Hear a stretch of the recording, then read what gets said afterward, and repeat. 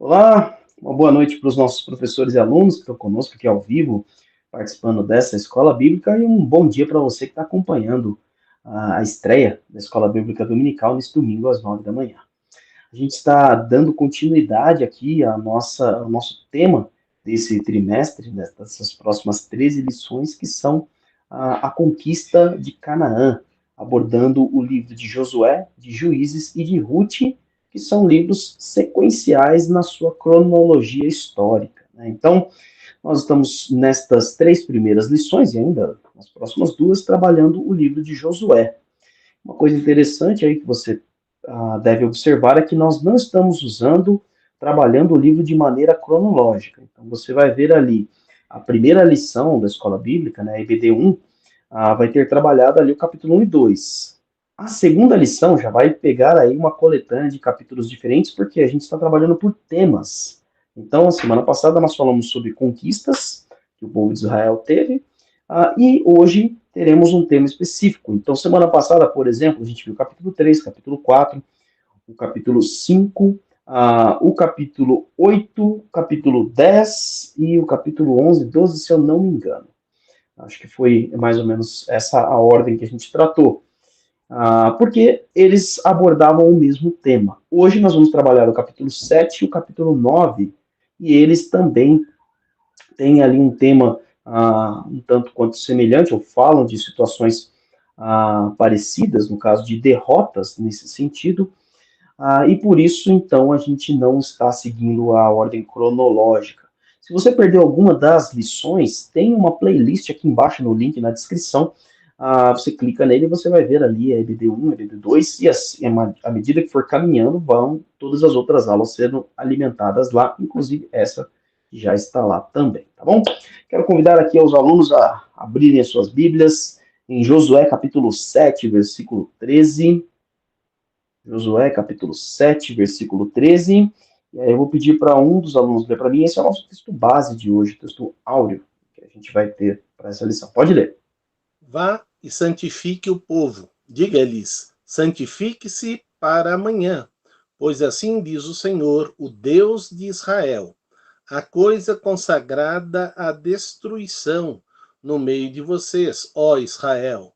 Vocês não conseguirão resistir aos seus inimigos enquanto não as retirarem. Muito bem. Então, nós temos aqui o tema da nossa lição, derrotados por causa do pecado, e aí esse texto base vai dar uma noção, está dando uma noção do que Deus está tratando nessa história. Vamos orar para darmos continuidade a essa aula? Pai, pedimos nesta manhã, neste momento, que o Senhor fale aos nossos corações, pedimos que o Senhor esteja conosco durante todo este tempo de reflexão, de estudo da Tua Palavra. Oramos em nome de Jesus. Amém. Muito bem. Alguns objetivos que nós temos para hoje, para essa aula.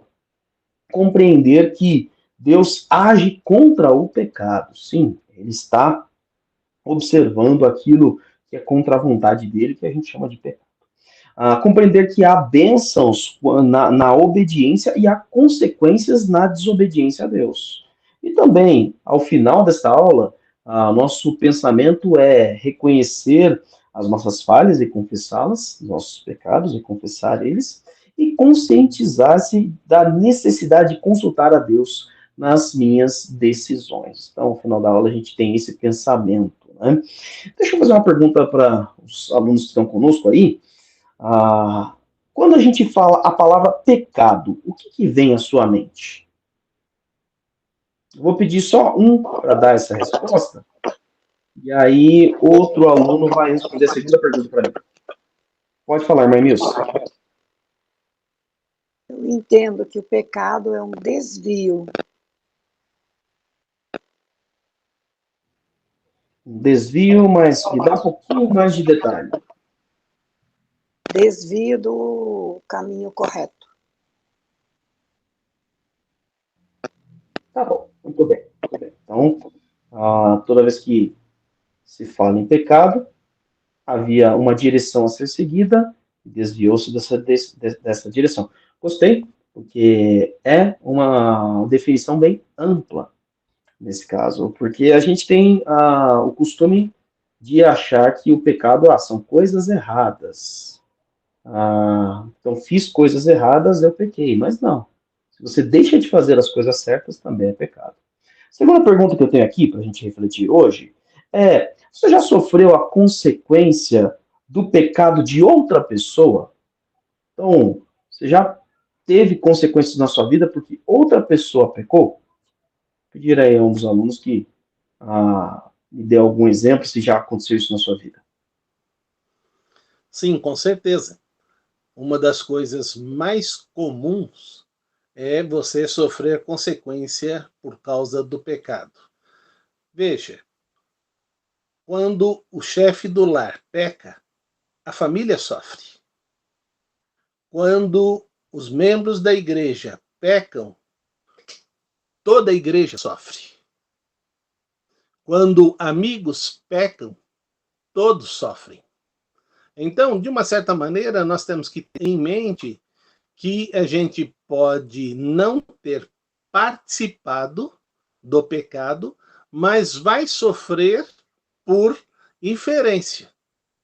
Mas também há pecados que é do outro e nós somos coniventes.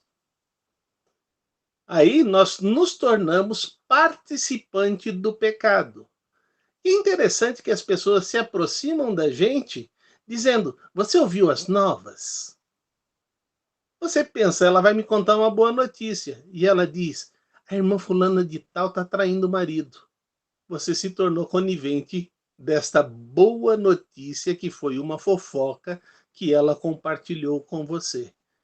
Porque, infelizmente, as pessoas usam a nomenclatura boa notícia como se fosse destilar veneno pelo canto da boca.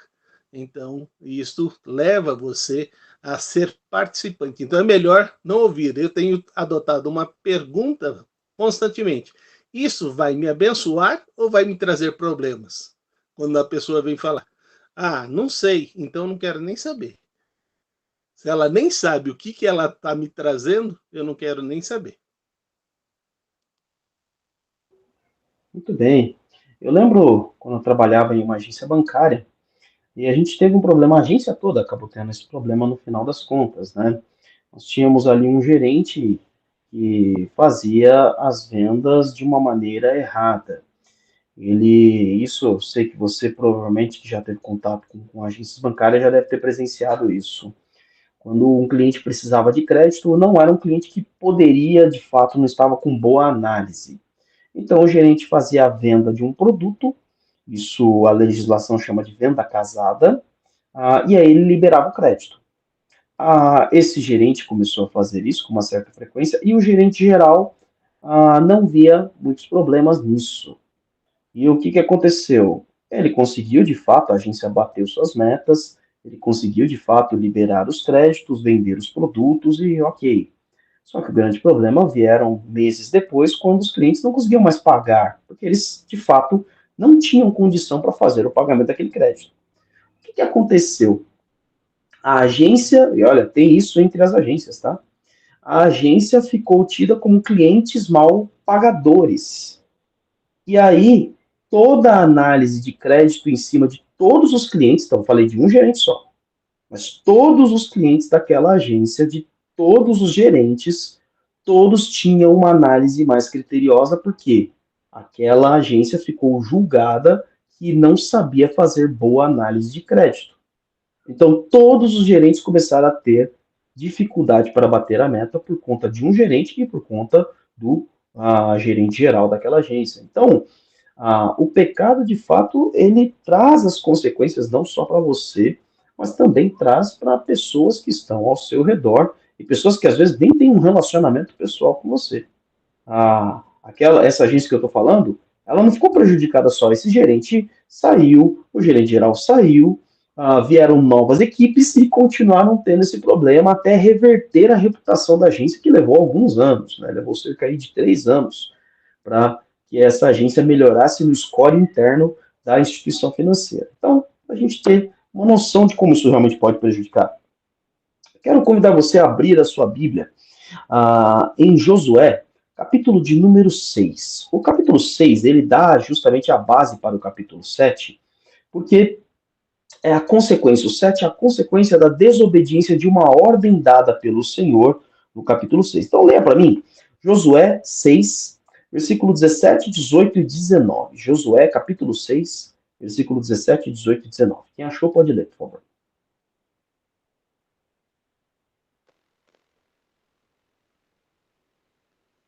A cidade, com tudo que nela existe, será consagrada ao Senhor para destruição.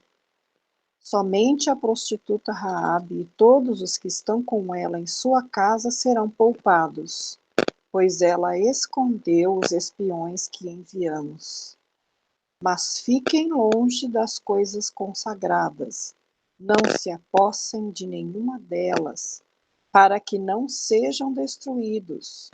Do contrário, trarão destruição e desgraça ao acampamento de Israel. Toda a prata, todo o ouro e todos os utensílios de bronze e de ferro são sagrados e pertencem ao Senhor e deverão ser levados para o seu tesouro.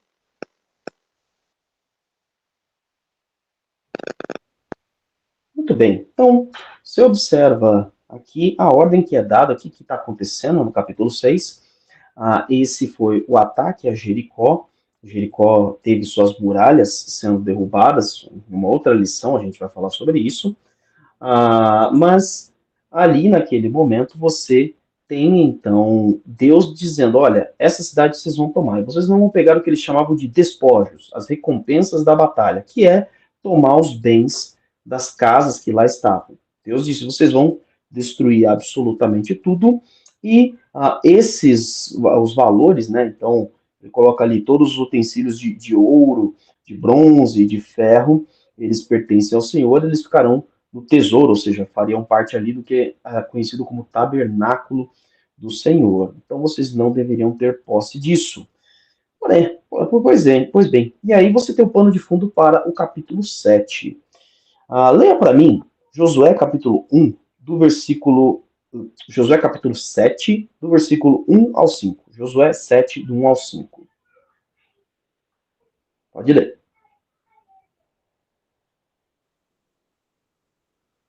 Mas os israelitas foram infiéis com relação às coisas sagradas.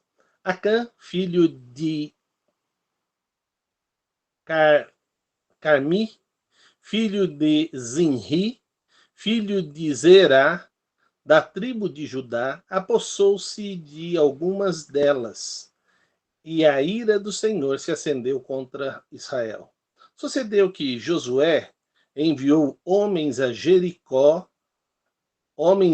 Jericó a Aia, que ficava perto, Bet-Aven, a leste de Betel, e ordenou-lhes: subam, espionem as regiões, e os homens subiram e espionaram Ai.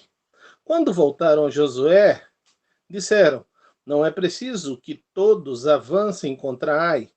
Envie 2 ou 3 mil homens para atacá-la. Não canse todo o exército, pois são poucos.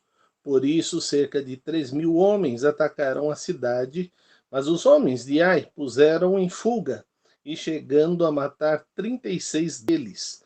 E eles perseguiram os israelitas desde a porta da cidade até Sebarim, e os feriram na descida. Diante disto, o povo desanimou-se completamente.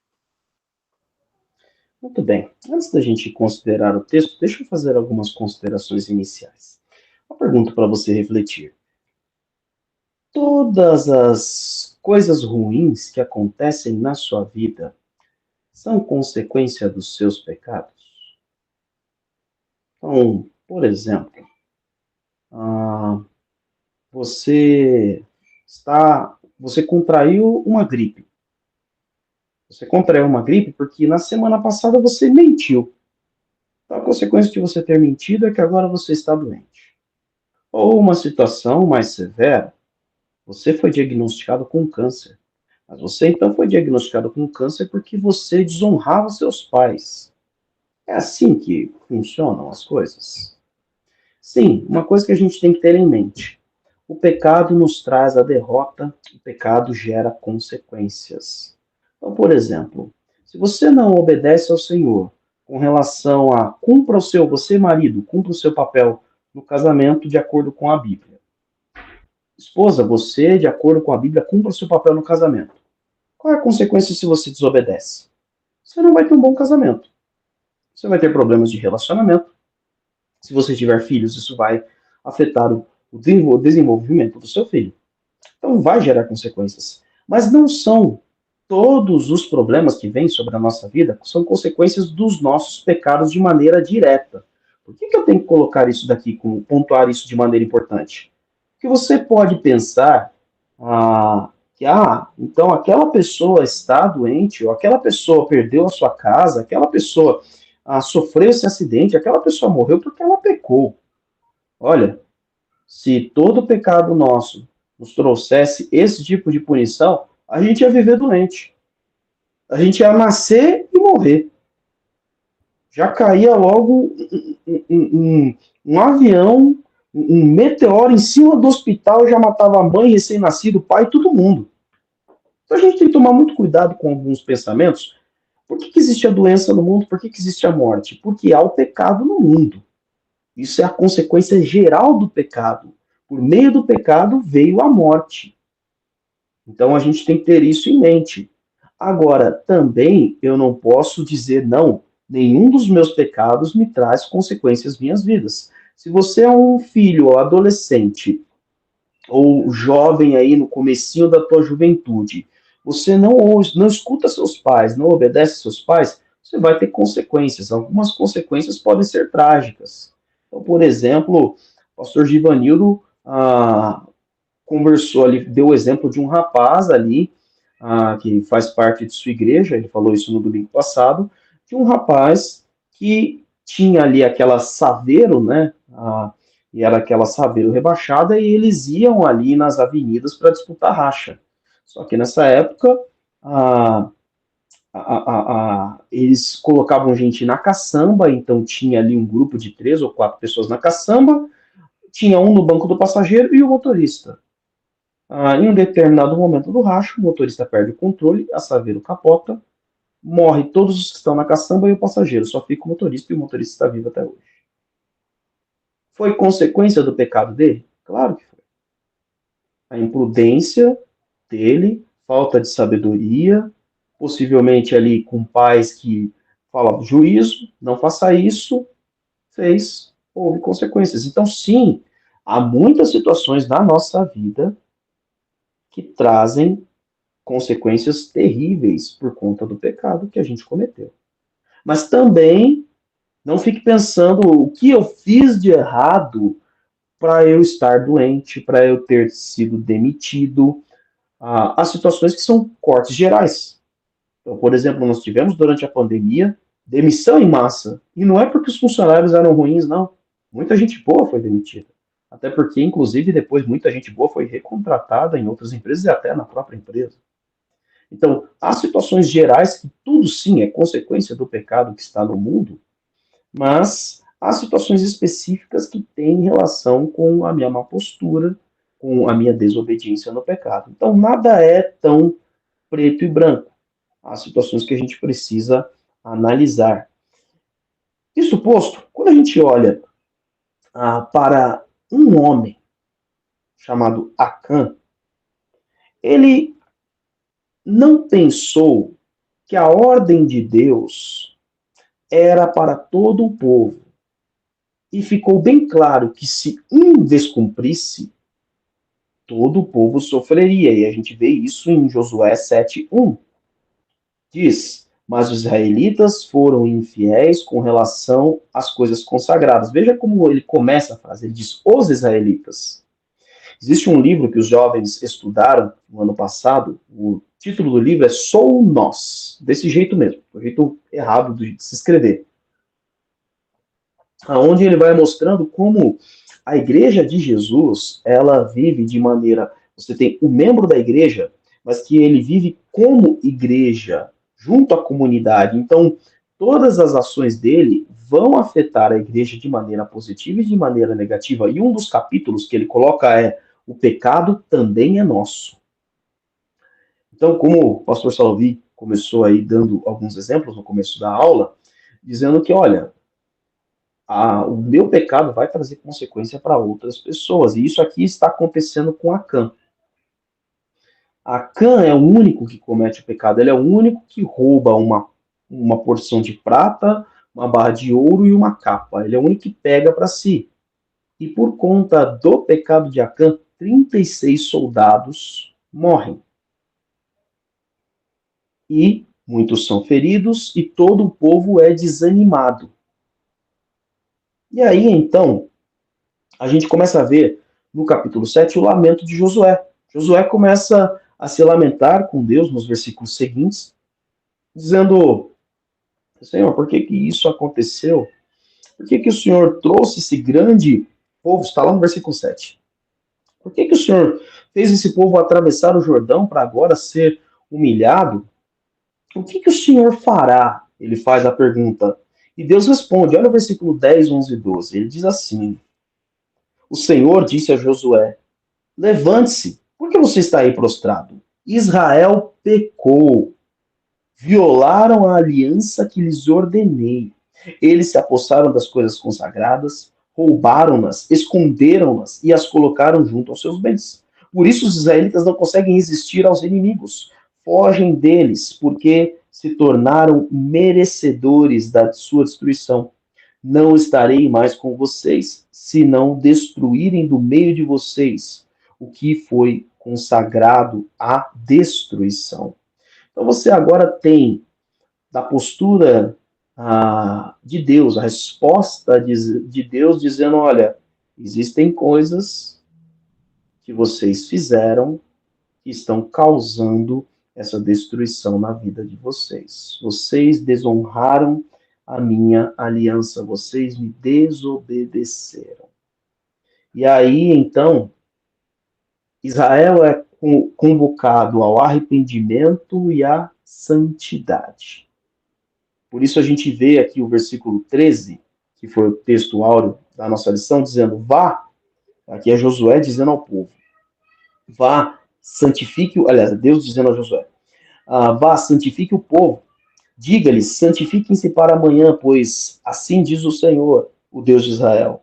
Há coisas consagradas à destruição no meio de vocês, ó Israel. Vocês não conseguirão resistir aos seus inimigos enquanto não as retirarem. Aí olha o versículo 15.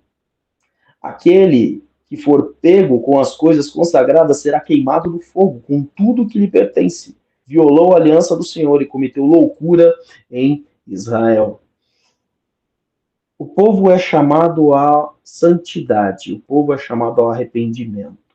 Santidade ali era primeiramente uma questão ritual, então eles tinham que se lavar para estarem ali santos e puros, então havia um ritual, mas essa ação da parte de Deus não é diferente hoje.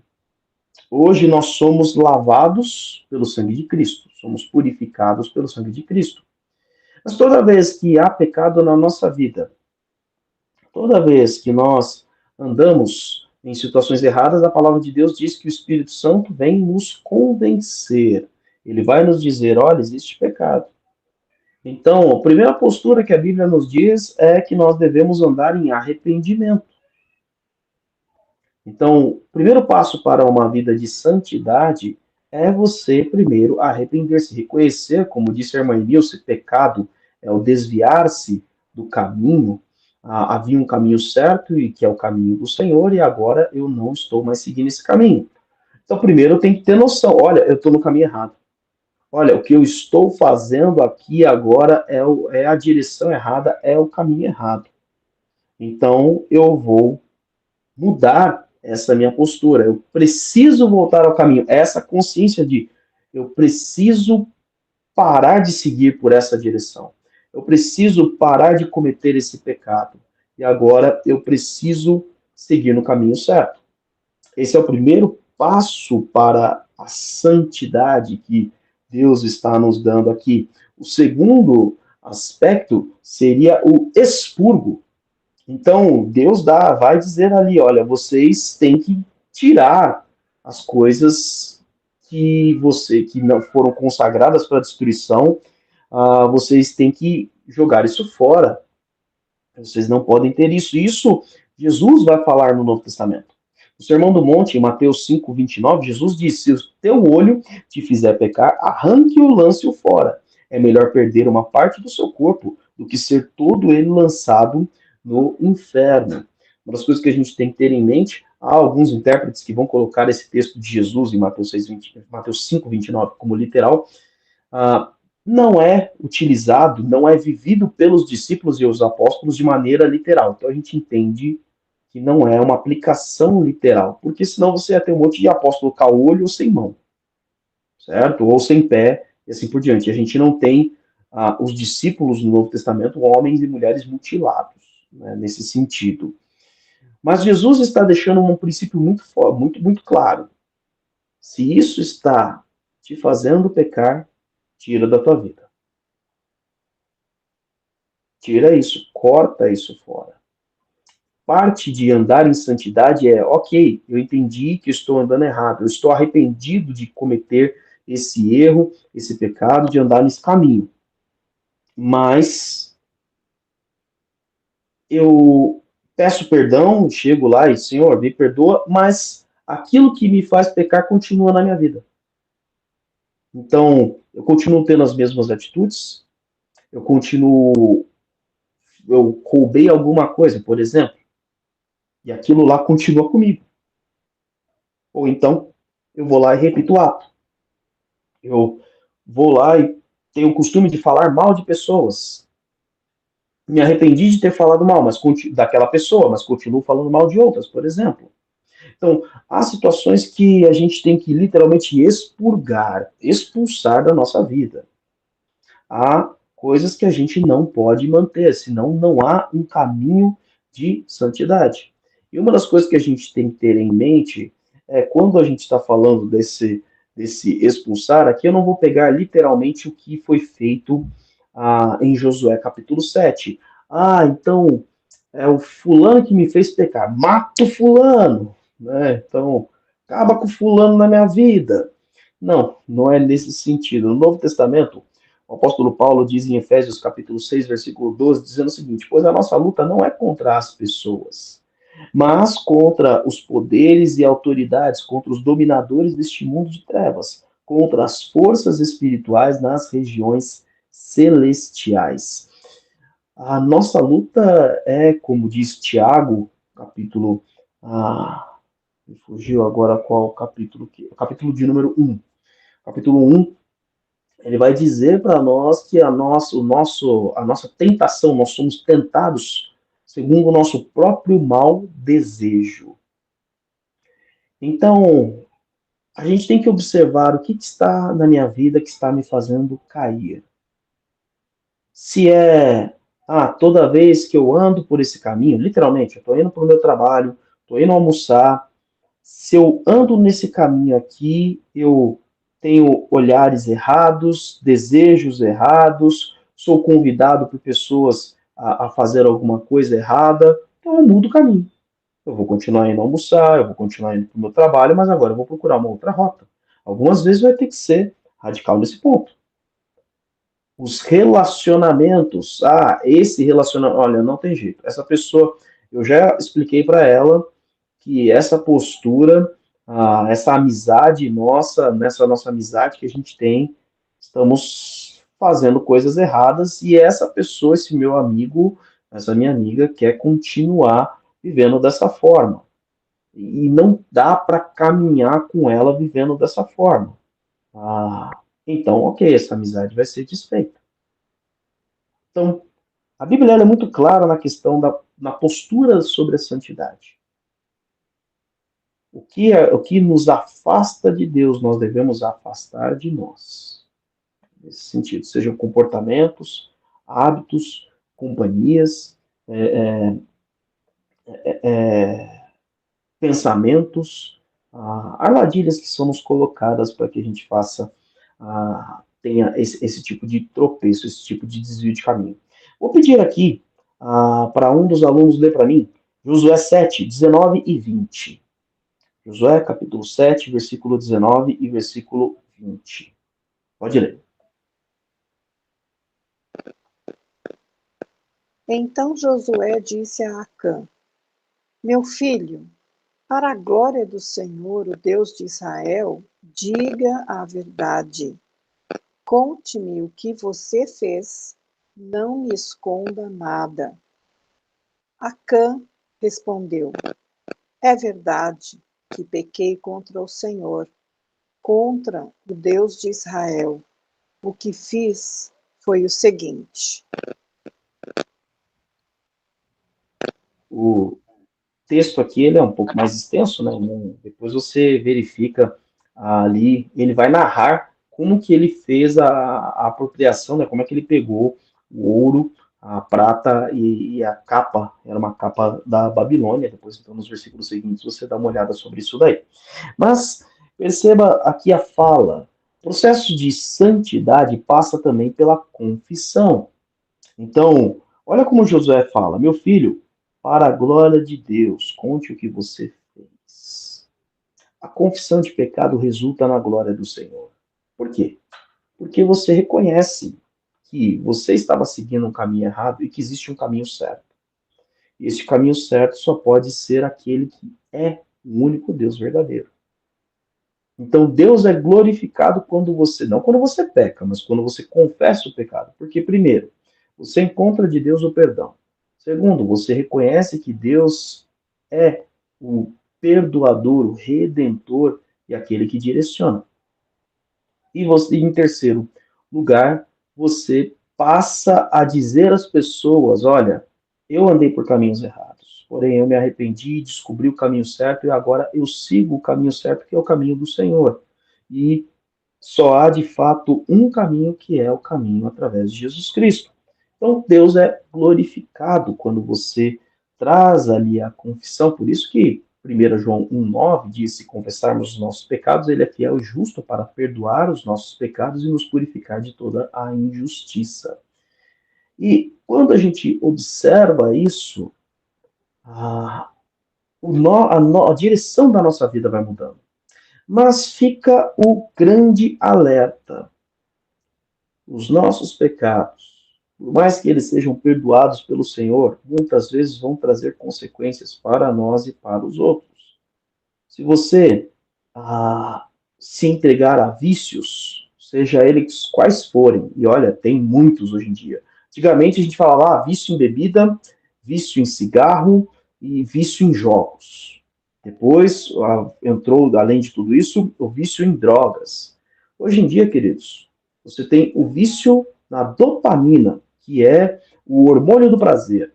Então, tudo que causa prazer vai poder gerar o vício para você. Então, tem gente viciada em celular, tem gente viciada em mídia, né, em novela, em televisão. E aí, tudo aquilo, então, que você vai trazendo para sua vida, vai gerando consequências para você, consequências na sua saúde. Mas não só para você. Veja o que aconteceu com Acã e com a família de Acã. Josué 7,25 diz assim: Disse Josué: Por que você nos causou esta desgraça? Hoje o Senhor lhe causará desgraça. E todo Israel o apedrejou. E depois disso, apedrejou também os seus, aqui sua família, e queimou-os no fogo.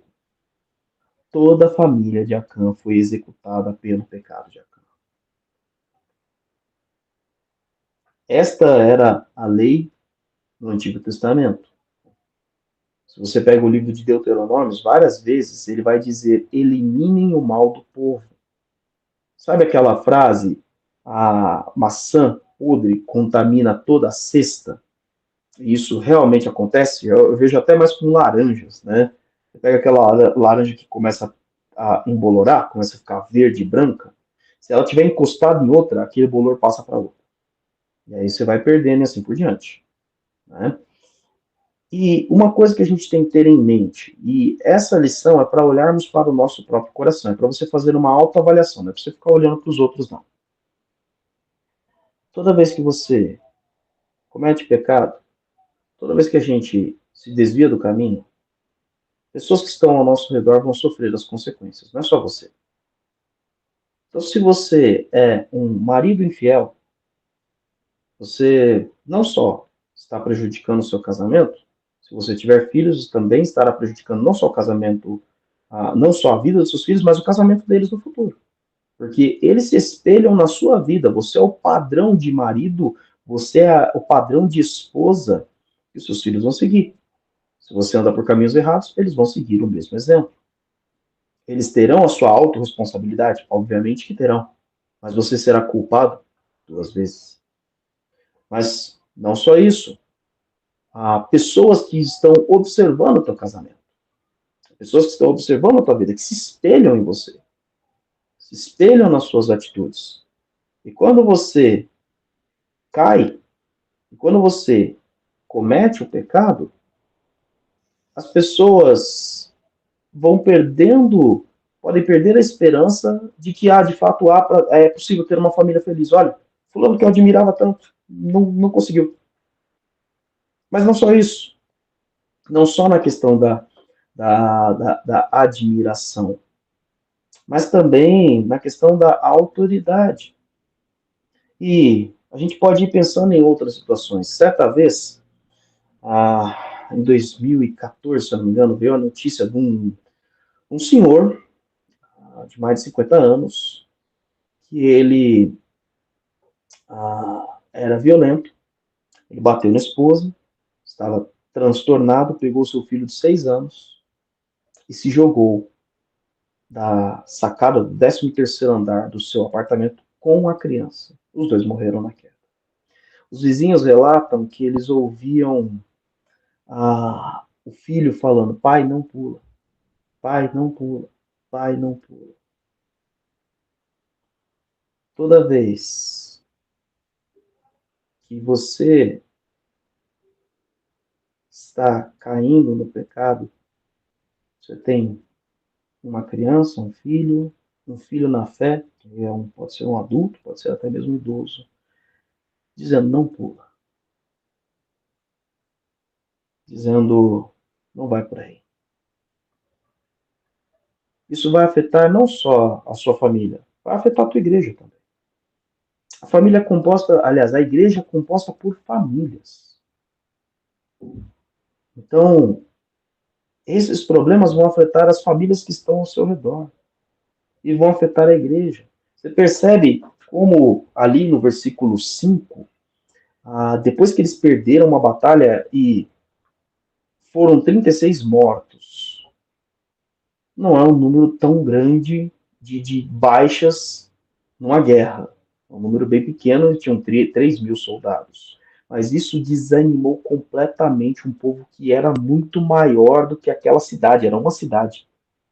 Não era nem uma cidade murada, não era uma cidade protegida como Jericó. Então o exército era muito maior, mas este erro desanimou. Este pecado desanimou. Então a gente tem que ter em mente: os meus pecados vão trazer consequências para a vida daqueles que estão ao meu redor. E às vezes, gente, com as redes sociais, vão trazer consequências para pessoas que você nem conhece. Possivelmente você tem aí no seu Instagram, no seu Facebook, no seu Twitter, seja lá qual for, até mesmo no seu WhatsApp, contatos de pessoas que você nem se relaciona. E até no WhatsApp você tem aquele status que você pode alimentar lá. As pessoas estão olhando para você. E às vezes você poderia transformar, Deus poderia transformar a vida de uma outra pessoa que está do outro lado do mundo, está em outra cidade, observando as suas redes sociais, mas por conta de um deslize seu, do pecado seu, aquela pessoa vai justamente para o sentido contrário. Então a gente tem que ter em mente que Deus nos traz essa responsabilidade. Não ache você que simplesmente porque você tomou essa postura, não tem nada a ver isso não. Sim, Deus mostra como a desobediência, a nossa omissão, a nossa falta de desejo de cumprir a vontade de Deus afeta não só a nós, mas também vão afetar as pessoas que estão ao nosso redor. Antes de passarmos para o capítulo 9, a gente também tem que ter em mente, e aí você vai vendo aqui depois, o capítulo 8, a gente trabalhou na lição passada, que por conta de Josué e Israel terem obedecido, terem se arrependido e obedecido ao Senhor, eles depois vão ter a conquista da cidade de Ai. Então quer dizer que sempre que eu obedecer, eu vou ser abençoado? Sim, obviamente. Sempre que você obedecer, você vai ser abençoado. Então, eu vou ser recompensado. Opa! Aí nós temos que pensar um pouquinho diferente. Ao obedecer a Deus, você é abençoado pela obediência a Deus. Porque tudo que você faz em obedecer a Deus traz boas coisas da sua vida. Deus diz para você amar ao próximo como a ti mesmo. Quando você ama ao próximo, você tem boas consequências de amar aos outros. Quando você obedece a Deus como um filho, honrando pai e mãe, você tem boas consequências em obedecer.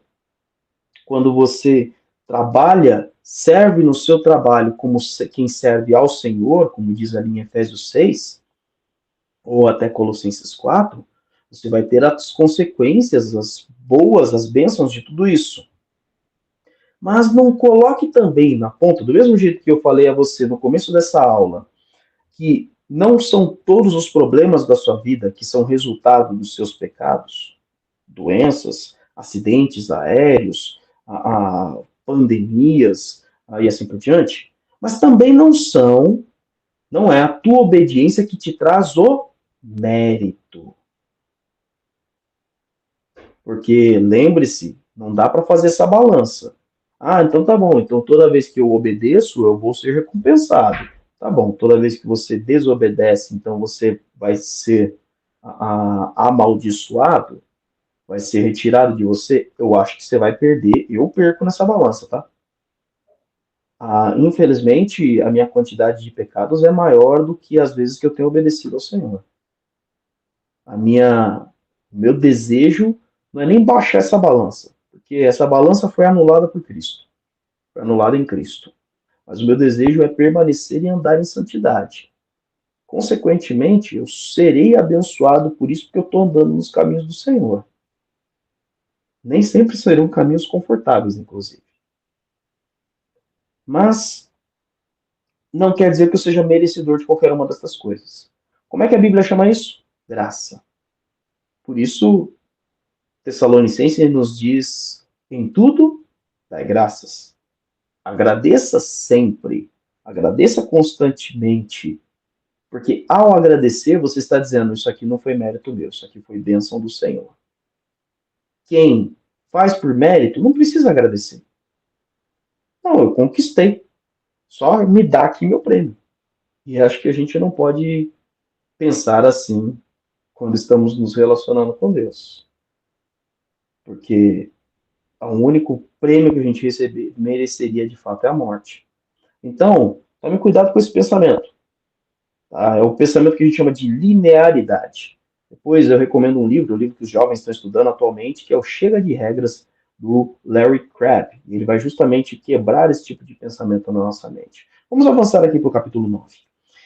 O capítulo 9 vai nos trazer aqui um ensinamento muito profundo. Não buscar a direção de Deus traz também a derrota. Assim como o pecado traz a derrota, bom, não buscar a direção de Deus é pecado também. Leia para mim Josué capítulo 9, do versículo 1 ao 6. Josué 9, do 1 ao 6. Pode ler. E souberam disso todos os reis que viviam a oeste do Jordão, nas montanhas, na Safelá e em todo o litoral do Mar Grande até o Líbano. Eram os reis dos hititas, dos amorreus, dos cananeus, dos ferezeus, dos heveus e dos jebuseus. Eles se ajuntaram para guerrear contra Josué, contra Israel. Contudo, quando os habitantes de Gibeon souberam o que Josué tinha feito com Jericó e Ai, recorreram a um ardil. Enviaram uma delegação com jumentos carregados de sacos, gastos e vasilhas de couro velhas, rachadas e remendadas. Os homens calçavam sandálias gastas e remendadas e vestiam roupas velhas. Todos os pães do suprimento deles estavam secos e esmigalhados. Foram a Josué ao acampamento de Gilgal e disseram a ele e aos homens de Israel: Viemos de uma terra distante, queremos que façam um acordo conosco.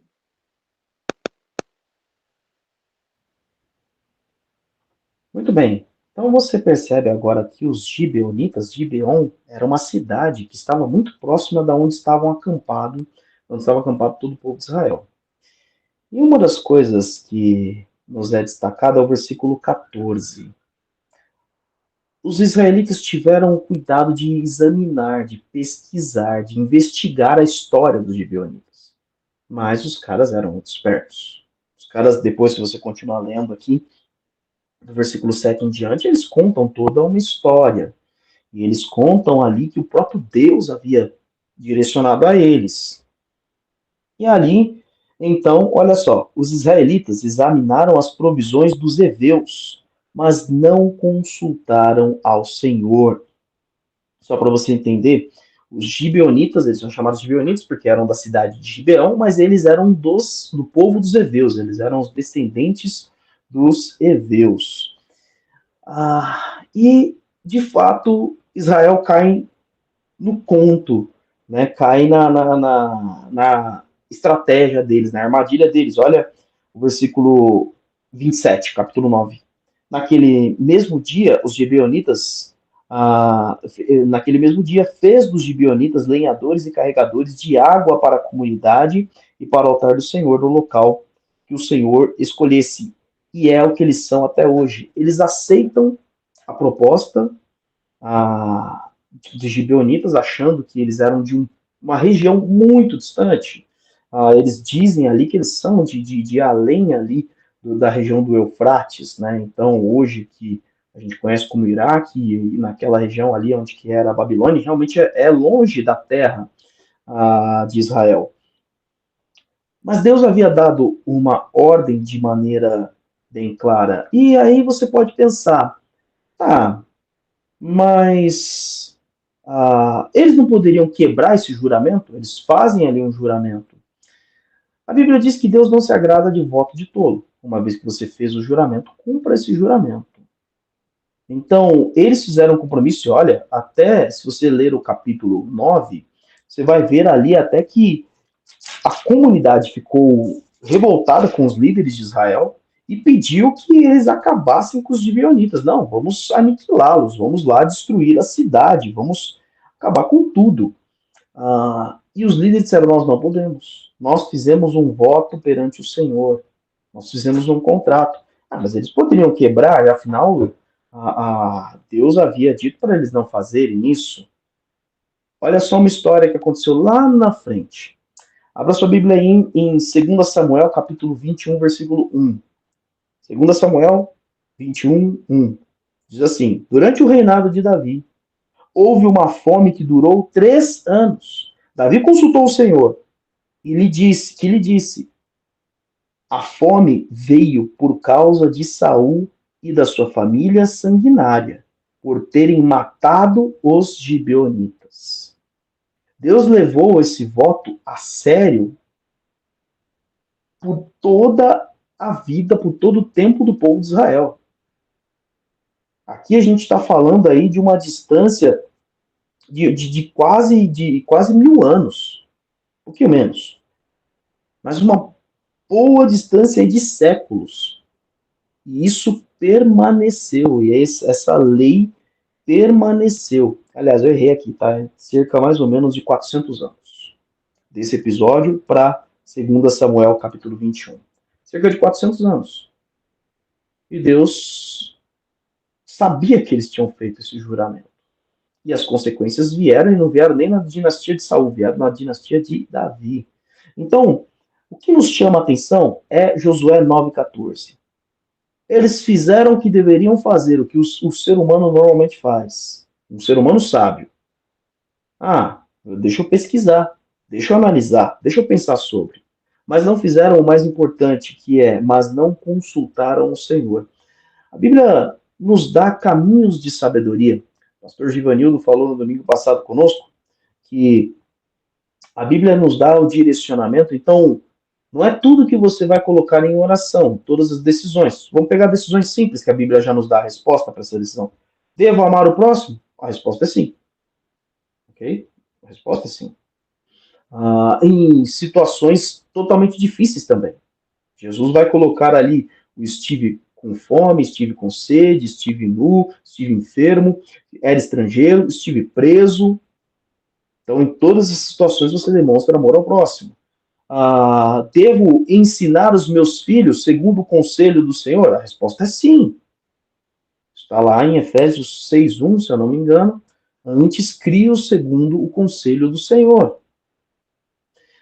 Devo ser sábio na minha administração de dinheiro? Até então vamos pensar aqui, por exemplo, será que eu compro uma coxinha com Coca-Cola, com refrigerante na hora do meu lanche? Bom, a Bíblia ensina você a fazer contas, a ser sábio na sua administração do recurso. Você tem um recurso para gastar com a coxinha e com o refrigerante, não vai fazer falta depois. Você tem aí, quem sabe você já tem a sua marmita, quem sabe você pode trazer de casa para economizar. Até nisso. Então a Bíblia ela vai dar orientações para o seu dia a dia, para o seu cuidado. Porém, há muitas situações específicas que a Bíblia diz: busque ao Senhor.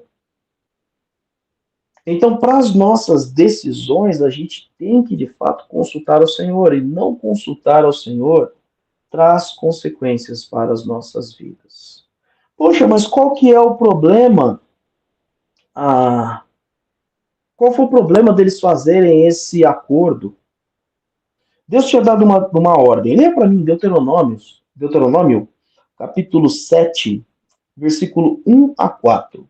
Essa aqui é a ordem que Deus dá antes deles entrarem na Terra Prometida. Deuteronômio 7, 1 ao 4. Pode ler. Quando o Senhor seu Deus os fizer entrar na terra para a qual vocês estão indo para dela tomar posse, ele expulsará de diante de vocês muitas nações: os hititas, os girgazeus, os amorreus, os cananeus, os ferezeus, os heveus e os jebuseus. São 7 nações maiores e mais fortes do que vocês. E quando o Senhor seu Deus as tiver entregue a vocês e vocês as tiverem derrotado, então vocês as destruirão totalmente. Não façam com elas tratado algum, e não tenham piedade delas. Não se casem com as pessoas de lá. Não deem suas filhas aos filhos delas, nem tomem as filhas delas para os seus filhos, pois elas desviariam seus filhos de seguir-me para servir a outros deuses. E por causa disso, a ira do Senhor se acenderia contra vocês e rapidamente os destruiria.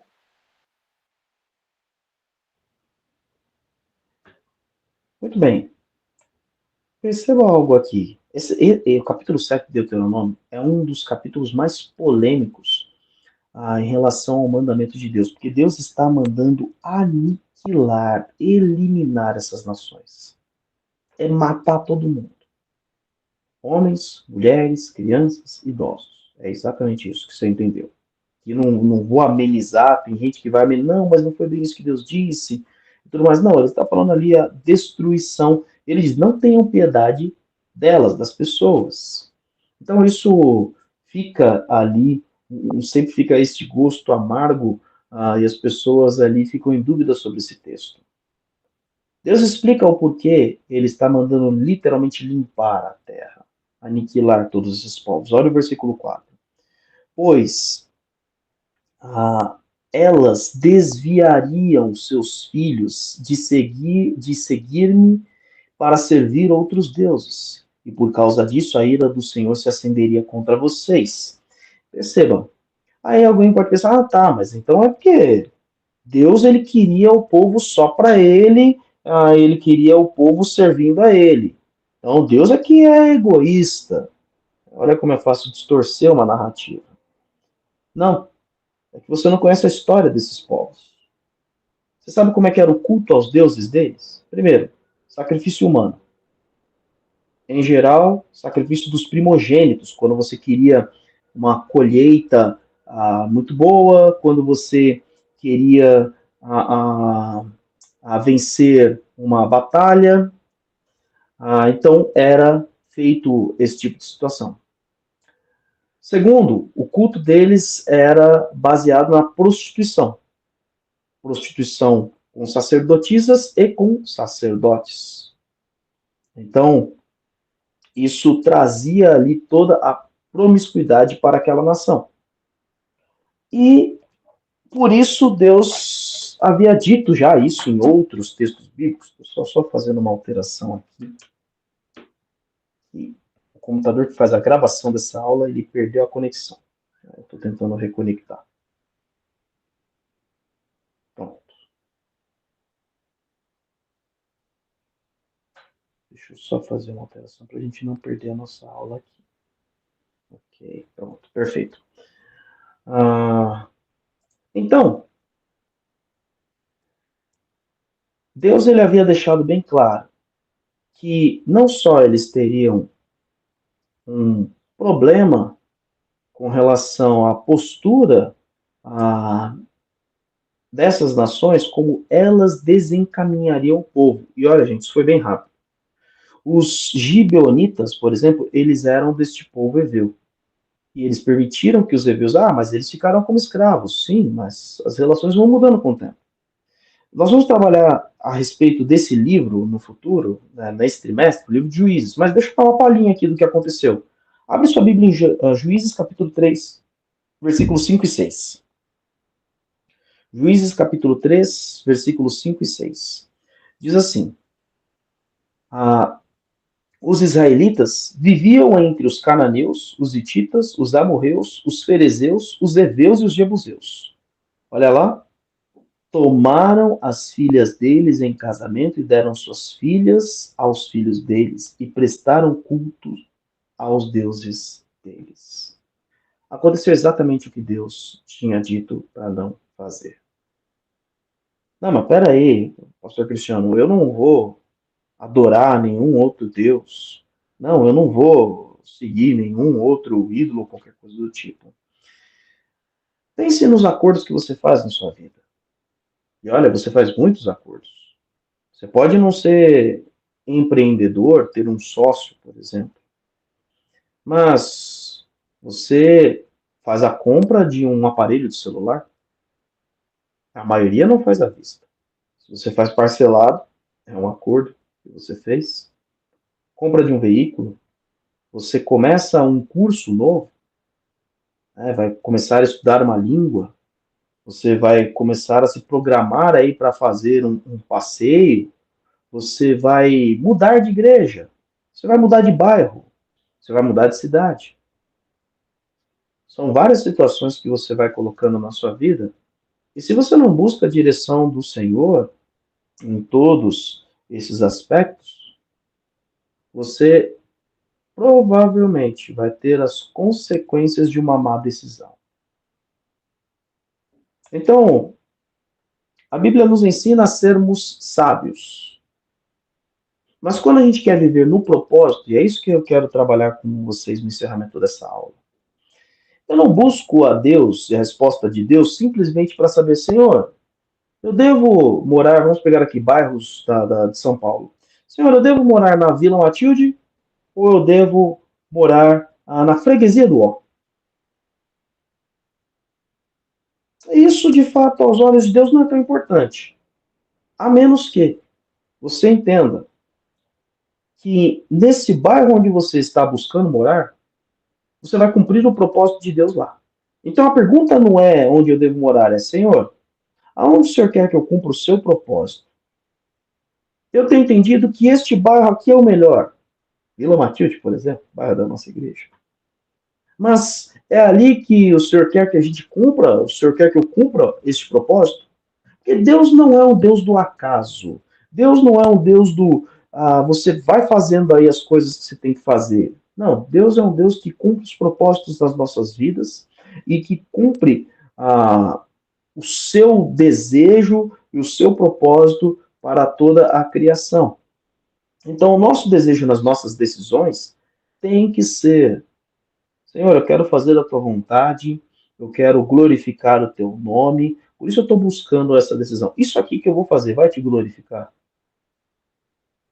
Eu peço que o Senhor me mostre se isto daqui é para a sua glória. Então perceba que muda a forma da gente perguntar. Queridos, se nós queremos evitar derrotas nas nossas vidas, em primeiro lugar, a gente tem que ter noção que os nossos pecados, eles vão trazer consequências não só para nós, mas para todas as pessoas que estão ao nosso redor. E, em segundo lugar, eu devo buscar a direção do Senhor para cumprir os propósitos dele aonde eu estiver, para manifestar a glória dele aonde eu estiver. E certamente Deus vai nos dar vitórias, porque a gente vai estar cumprindo a vontade dele. Não vai ser só uma realização pessoal, não vai ser um crescimento na carreira, não vai ser a conquista de um imóvel, não vai ser a compra de um novo aparelho, não vai ser a constituição de uma família, a geração de filhos, não, não. Vai ser muito mais do que isso. Vai ser para a honra e glória do Senhor.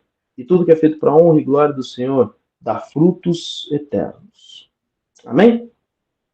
Algum dos alunos gostaria de complementar alguma coisa?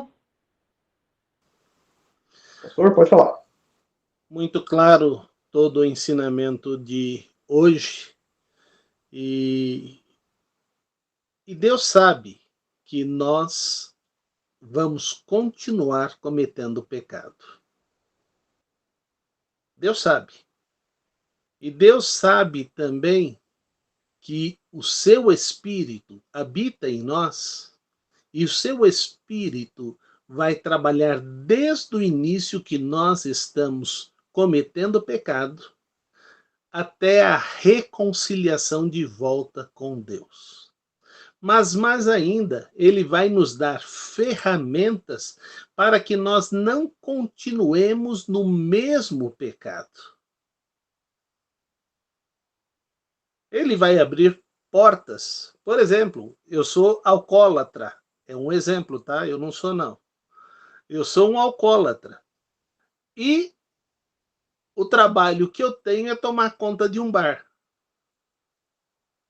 Qual é a possibilidade de eu voltar a beber? Todas. Porque até alguém que vai lá beber, cara, toma uma bebida comigo que eu não gosto de beber sozinho. Vai oferecer e ele vai tomar. E não estou roubando meu patrão. Eu ganhei uma bebida. Não, você acabou de ganhar uma destruição na sua vida. Então, quando a gente se arrepende, é mudança de rumo. É sair desta circunstância que nós estamos vivendo e ir para uma outra direção para que verdadeiramente nós consigamos viver para glorificar a Deus. Então, Deus sabe que nós vamos continuar pecando, mas Deus também sabe que um dia Ele vai nos chamar para a sua glória e vai nos dar um corpo incorruptível. E eu espero que você verdadeiramente esteja buscando a santidade. Buscar a santidade é um passo de cada vez, um dia de cada vez. E assim, verdadeiramente, o nome de Deus será engrandecido. Tá certo? Que Deus continue abençoando a sua vida, derramando as mais ricas bênçãos sobre você. Amém. Não esquece, se você ainda não é inscrito no canal aqui da igreja, se inscreva no canal da nossa igreja, tem aqui embaixo um botãozinho para se inscrever, tem um sininho, ativa esse sininho que ele vai mandar as notificações de quando estrear as novas aulas, os novos vídeos, né, e também a nossa programação ao vivo. Você ainda não deixou seu like nesse vídeo, sua curtida, deixe seu like aqui abaixo e compartilhe nas suas redes sociais. Esse compartilhamento tem sido fundamental para nós podermos continuar propagando a palavra de Deus aqui através da Igreja Batista de Vila Matilde. Uma vez ter vocês aqui conosco, uma boa semana, que Deus os abençoe. Amém. Fica com Deus.